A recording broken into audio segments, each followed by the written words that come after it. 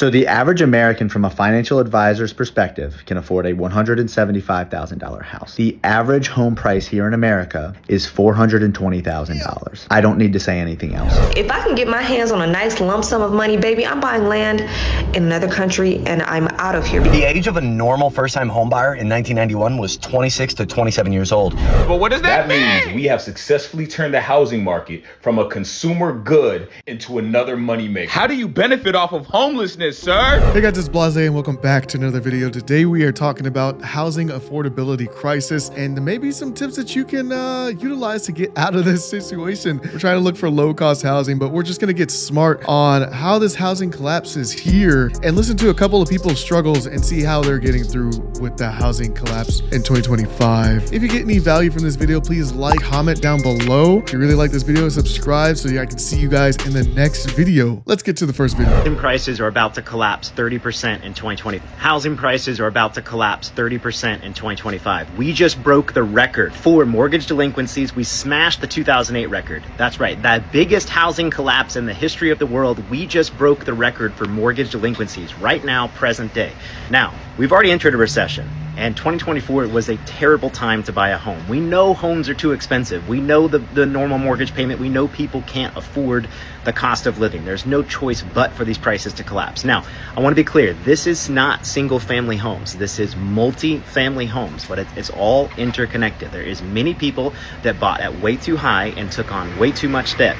So by the end of this year, I expect single family homes to look identical to this, and I expect most areas to have an average of 20 to 30% of drop in home prices. We've already seen 10 to 15% in a lot of areas, but there are going to be some other areas of the country that get much worse than 20 or 30%. I don't think we're going to go back to 2018 levels, but we could see some places go back to 2020 levels for the home prices. Yeah, I think these videos in general are going to be most like positioning for people that are ready to buy a house or like a starter home, or if you're trying to look for like a tiny home or something and you're like, hey, like the market's not there, the market's not ready for it, you know, the interest rates aren't high enough. Let's check and see what the comments. Mortgage delinquency was roughly 10% in 2000. This year it hovers around 2 to 3%. Please do some research before you throw more fake news on social media. This is why it's good to just absorb more information. Has anyone noticed that Republicans tend to destroy the economy? There are something like 35 million people waiting for rates to drop. Exactly. Prices will skyrocket. So people are standing by. This is the other thing, like, hey, maybe we should just stay in this tiny home for a little bit. Maybe we should get an RV and try to find like an RV slot. I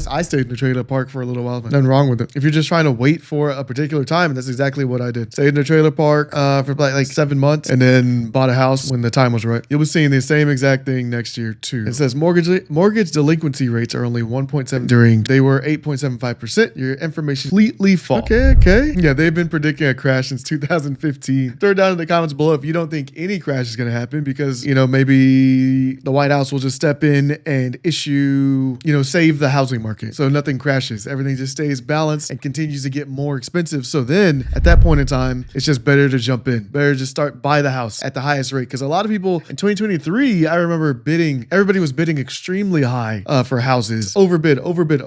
And even those offers were getting denied. So it was absolutely crazy. Next video. Buying a house has become so unaffordable, and I want to briefly summarize just how unaffordable it's become for the average American. Most financial advisors will tell you that your monthly housing payment should be no more than 25% of your after-tax income, not pre-tax, but after-tax income. Now, the average household income in the United States is about $80,000, and when you take into account taxes, which varies depending on what state you live in, your after-tax income is about $60,000 a year. 60 grand a year in after-tax income comes out to $5,000 a month. Taking the financial advisor's advice of not having a housing payment over 25% of your monthly income means that your housing payment needs to be no more than $1,250 per month. Do you realize the kind of house that a $1,250 a month housing budget can afford you? A $175,000 house. So the average American from a financial advisor's perspective can afford a $175,000 house. The average home price here in America is $420,000. I don't need to say anything else. So yeah, everybody everybody's pretty much not ready to buy a property, which is funny because when you go to try to rent a house, you have to like make 3 times more than what the mortgage would be anyway. It's like a trap. Let's go to the comments. Spoiler alert, they don't want us to own homes or anything. That is true. The majority of financial, like Fidelity, Charles Schwab, BlackRock, Berkshire Hathaway own a bunch of single family. It's one of like, it's growing in their portfolio. I can't get approved for $850 per month mortgage, so I pay $1,575 in rent. That's exactly what I was just saying. Exactly what I was just saying. This is the real crime. $125K, I can't find a house that even a rat would live in. Like, yeah, that 125, I don't even know, like in the slums, 125 right now. Where's your housing market, guys? Throw it down in the comments. And like, what's your average housing price so people can get like a gauge? Maybe some people might have to move, you know, for cost of living circumstances. Yeah, this explains why I'm drowning. Fun fact, a $175,000 home quite literally doesn't exist in Colorado. The locality is serious, guys. The average income where I live is $60K, but the average house is $1 million?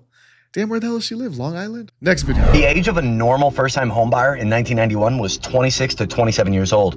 By 1999, they moved all the way up to 28 to 29 years old and slipped into the 30s by 2008.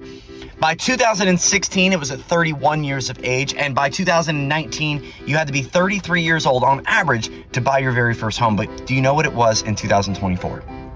In 2024, the median age of a first-time homebuyer in America was 38 years of age. And let me tell you right now, you can clip it, 40 will be the number in 2025 because there's no signs of it going down. And I checked, I tried to look if they come out, but I'm assuming they come out with this at the very end of the year. It makes sense, but it's still saying 38 years old to be around, but I think it's 40 plus. It makes sense. It's just going on trend, guys. Like this trend, this is a compounding trend. I mean, granted, he did go up. Yeah, but this is a compounding. Go to the comment. Holy boomerific comments. Look at all the goatees and sunglasses telling everyone they just don't work hard enough. You gotta grind. You need 4 jobs if you want to buy a house. Not only that, but the majority of first-time home buyers only able to make the purchase due to inheritance. It's not even due to their own financial success, but they won't admit that. After 10 years of working, I finally put an offer in bid by a boomer who made an offer in cash. They're not going to deny that. Keep summon every person that has bought a house. Not one single that bought a home at 12 years old. Somebody bought a house at 12 years old? What do you guys think is going to be the, throw it down in the comments, what do you think is going to be the next age for 2020? 2024 was 38. I'm guessing 2025 is probably going to be like 41. 41.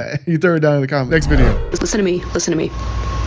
I will never be able to afford a house.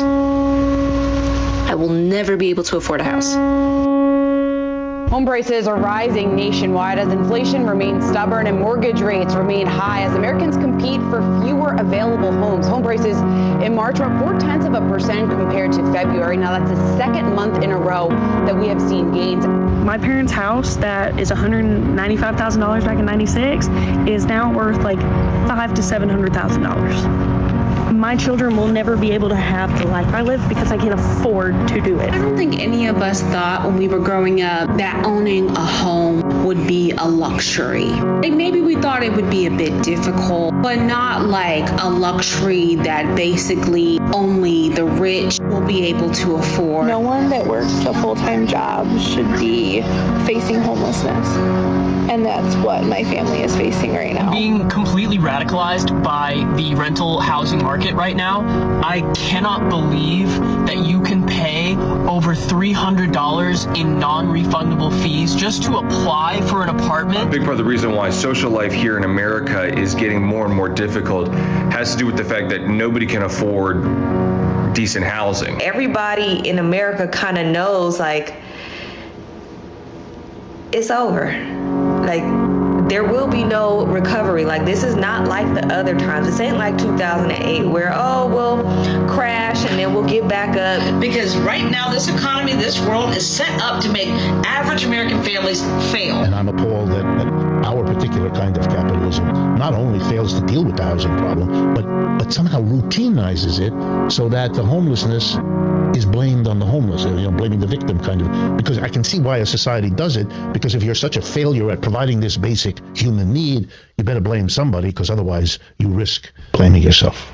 If I can get my hands on a nice lump sum of money, baby, I'm buying land in another country and I'm out of here because there's nothing left here but struggle. What do you guys think? Is it actually like the culture of everything, the culture of America? Because in other countries, they don't even stay separated like we do. In America, everybody, you move out of your parents' house and then you try to go buy your own house. But in the big thing in other countries is the multi-generational living. Everybody is living in the same house. Therefore, everybody can save money. That's like taboo in America. And I think that might be one of the main reasons why everybody's struggling. And that might be one of the main solutions to how we get out of it. If you have a better solution, American culture as a whole, throw it down in the comments. Everybody would like to see it.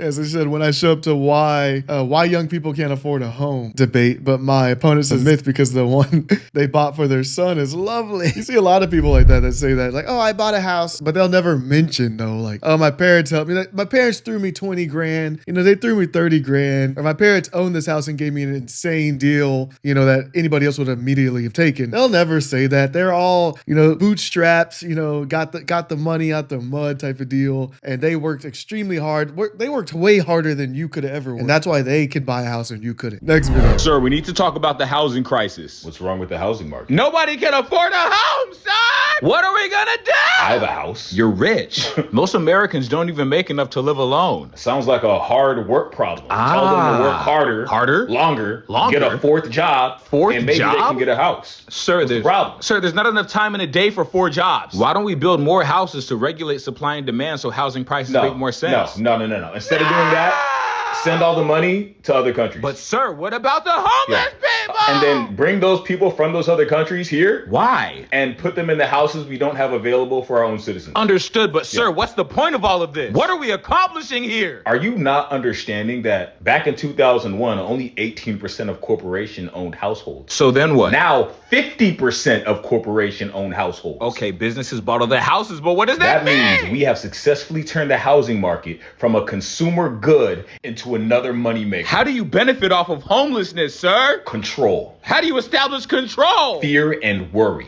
What about the people that don't fear you, sir? We make them angry. What does that do, sir? To whom the gods would destroy, they would first make mad. Let them get angry. Let them fear and worry about becoming homeless. That way they can't focus on what's really going on. No one's paying attention. Exactly. Sir, you're a genius! No one's going. Sir, we need to. That's so crazy. I mean, but it is true. It's always the elite class through and, you know, baiting at us, you know, like the middle class or high middle class or low middle class or just low income in general. We're always fighting about something that's not pertaining to the true problems that are happening in America. I'm gonna leave with that. Let you guys throw that in the comments down below. If you got any value from this video, please comment so I can see it. Subscribe so I can see you in the next video. Peace.